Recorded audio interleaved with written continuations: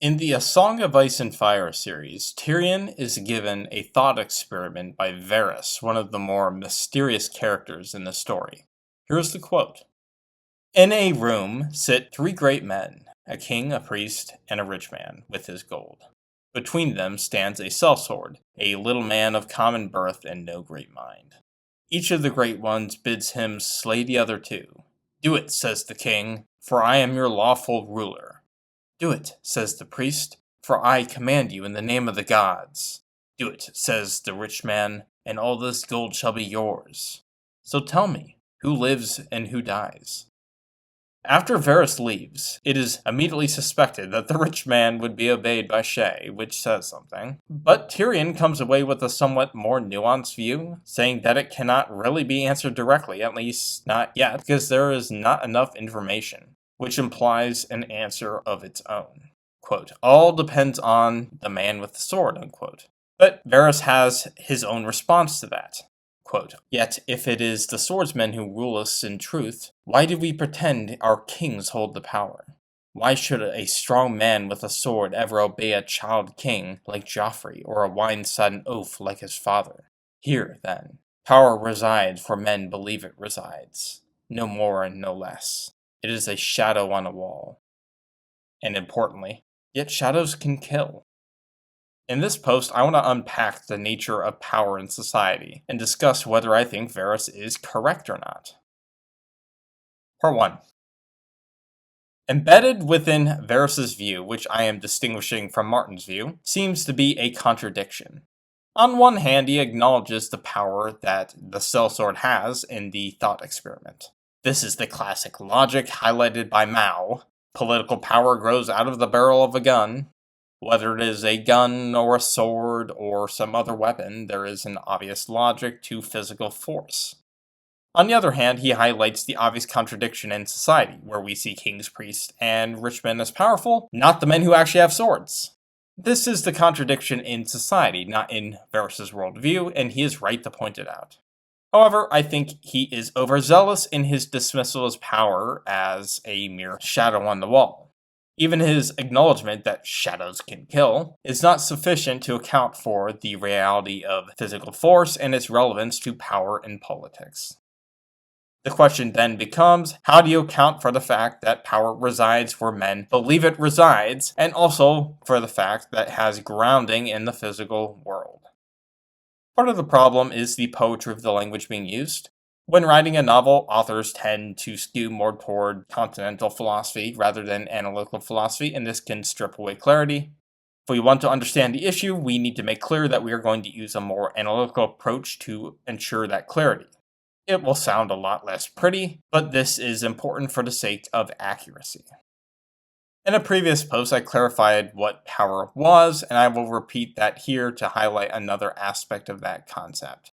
Power is the ability to influence the behavior of other people to get them to do what you want them to. Because of this fact, power is inherently a sociological thing. You are interacting with other people. As such, we must have a conception of society in order to understand power to its fullest extent. I also talked about hard and soft power.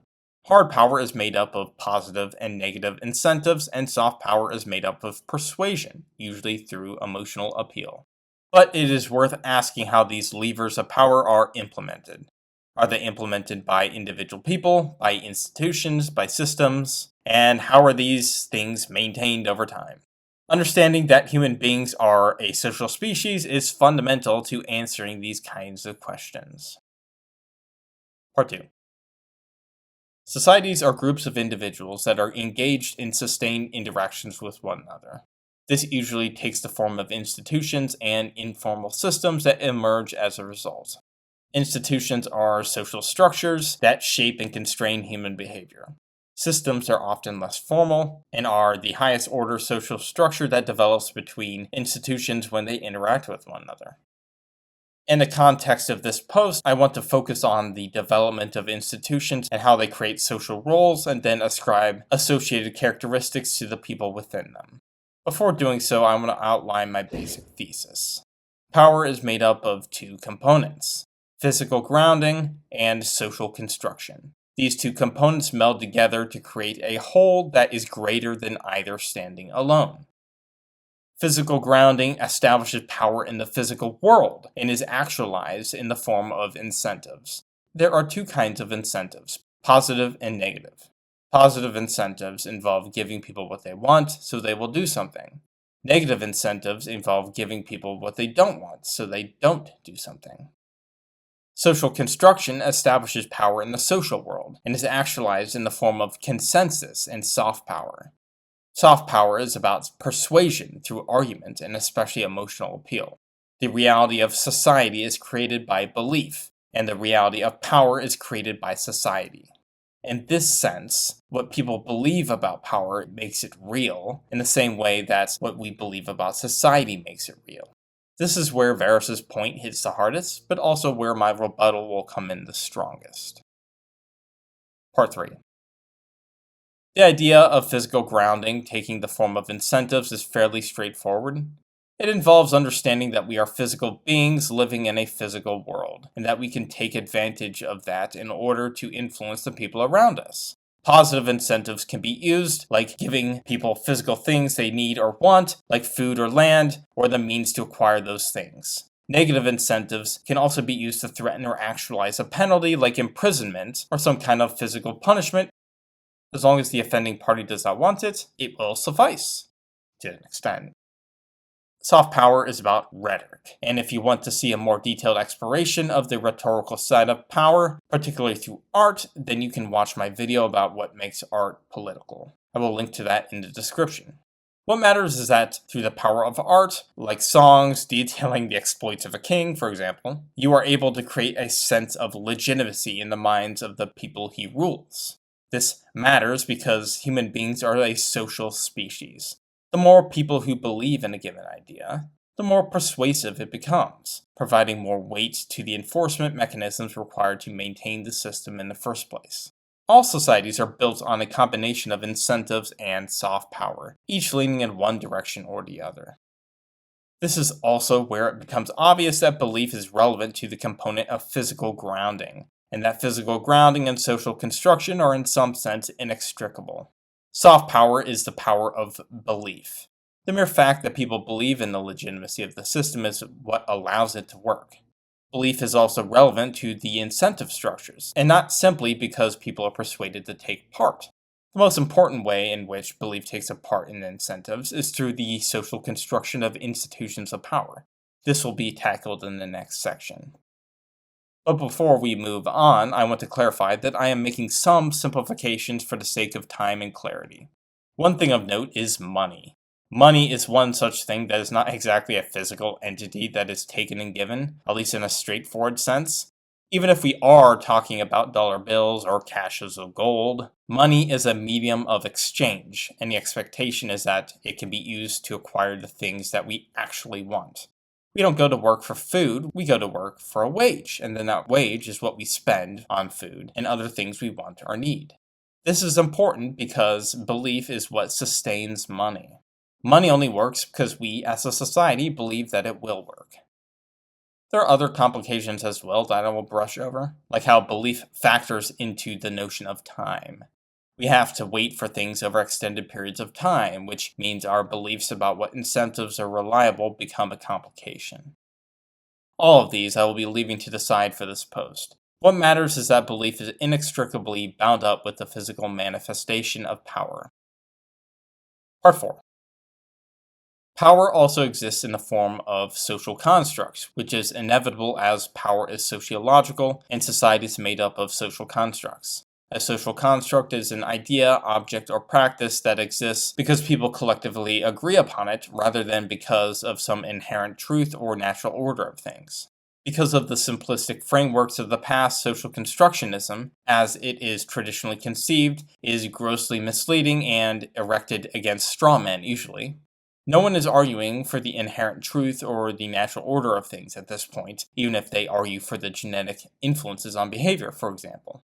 But for our purposes, social constructionism will simply mean collective agreement regardless of whether humanity is predisposed toward a certain practice or not. You can make a distinction between conceptual construction, human behavior, and object construction. We create ideas and then we follow through with action to make those ideas a reality, often including the shaping of objects in the world to fit our needs. In society, we regularly create social reality by generating ideas and acting them out. For example, I can throw a Halloween party. The party is an idea that I generate in my mind and disseminate to the relevant people, and then we follow through by acting out the idea. This involves gathering food and other objects like costumes to make the ritual work. Notably, it is the belief in the idea that makes the reality of the party become true. Another level is the fact that Halloween is a holiday and is therefore socially embedded. A group of friends could just hang out for a night, or it could be a regular holiday. Even more significant is when we are talking about an institution rather than a single event. An institution, as defined above, is a social structure that shapes and constrains human behavior. They can take various forms, like marriage, family, businesses, government, and more. Any sort of structure that patterns human behavior in predictable ways will constitute an institution. When you go to work, you are expected to show up at specific times and perform specific tasks, in exchange for a wage or salary, and the aggregate of everyone's patterned behavior makes up an institution. Institutions exist as a higher order entity in society. They pattern behavior according to some common goal, and they operate as a unit, and with other institutions as if they were individual actors themselves. When looking at society as a whole, we can call this a system, where, largely informally, a series of institutions have developed patterned relationships with one another over time based on interests and values, all in the context of the constraints of the system itself and the physical world. A notable feature of this is how one's place within an institution ascribes certain roles to you. If you are working for a wage, then you are an employee, and if you are hiring a worker, you are the employer. Relationships are obviously a lot more complex than this, but the general idea holds across the board. Individual people who make up the institution acquire social roles and characteristics as a result of being part of this institution. You can conceptualize these characteristics as a kind of relational property, as opposed to an intrinsic property. An intrinsic property is a characteristic that is inherent to the object in question, while the relational property is a characteristic that exists only in connection to other things. This is a concept that can be applied in physical reality as well. Spatial relations are one example, where Europe may be west of Asia. The notion of being west is not an intrinsic property of Europe itself. Indeed, Europe is also east of America. The reason there is no contradiction is because we are talking about relational properties, rather than intrinsic properties. While the relational intrinsic distinction applies broadly, it is especially prevalent in social reality. One man may be a father, an employer, a brother, a son, a neighbor, a taxpayer, a voter, and more, all at once, all depending on his relationships with other people around him. And these connections can fluctuate over time as well. It is within this framework that power is manifest. Part 5. Individual people rarely act out significant power on their own. Even dictators depend on others. Ultimately, institutions like governments or a business act out power. This is because they exist as a higher order entity in human behavior as a result of their defined purpose. They place incentives on people and by extension influence their behavior. But before we move on, it is worth discussing power in the context of institutions as it acts inward and outward. As for how institutions act inward in the previous section, the patterned behavior of people as they take part in institutions is just taken for granted. At the very least, it needs to be acknowledged that power plays a role in creating institutions in the first place. In order to ensure that people's behaviors align with the necessary patterns of behavior, both soft power and incentives are relied on, with soft power usually supplementing the incentive structure in place. A business will have a wage, which is a positive incentive to come into work. As usual, I am providing a simplified picture. Oftentimes, there can be interactions between institutions creating a system, which provides incentives to perform one's roles. Laws against truancy are an example, which has the state acting as a negative incentive to reinforce a student's role in a separate institution. Institutions also act outward. This is easiest to understand. You can even model the behavior of institutions as individual actors behaving according to a single will. A government will have armies and will act as a single entity on the world stage. In realist conceptions of international relations, states are modeled as individual actors working toward their own self-interest. Businesses also act as single entities, as they are defined around a single goal. Even legally, they are often treated as their own persons. Like I described above, those within the institutions will acquire roles and associated relational properties that are ascribed to them as a result of the social construct that they are taking part in. In the context of a kingship, a king will acquire his role as a king because of his connection to the people around him. His role as a king will grant him power as a relational property, and it results from the socially constructed institution that is the kingship, which is in turn shaped by the ideas that the people believe in. A priest as well is a priest only in the context of his relationships to the other people, and whatever influence he has over people will be entirely the result of their beliefs. A rich man has money. This is also dependent on the beliefs of the people in society. It also helps reintroduce physical grounding, namely incentives, to the conversation, and make distinctions between the king and the priest and the rich man. The king will be distinct from the priest because he is situated in the context of an institution that has armies and therefore negative incentives that enforce compliance on those who do not toe the line. The priest seems to be Varus's actual shadow on the wall, someone who only has power because people believe he has it, the grounding being nothing more than soft power.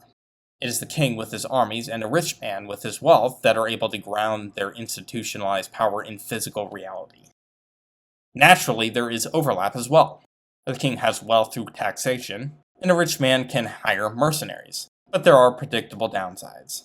The king can lose wealth and fall to a revolting rich man, and mercenaries who have no belief in their cause, but their paycheck, will be far more fickle than someone who believes that a king has divine right to rule. This is because the king has the soft power of tradition as well as armies at his back. And I would be remiss to forget to mention the Pope and his power during the Crusade years. Power can be a strange thing indeed. Part 6. Now, what of Varus's thought experiment? He asked Tyrion to place a sellsword in a room with a king, a priest, and a rich man, each asking the man to kill the other two on their own authority. Tyrion responds by saying that it depends on the sellsword. But this unfortunately implies that the one with the sword is the one with the power, rather than one of or all of the men giving the commands.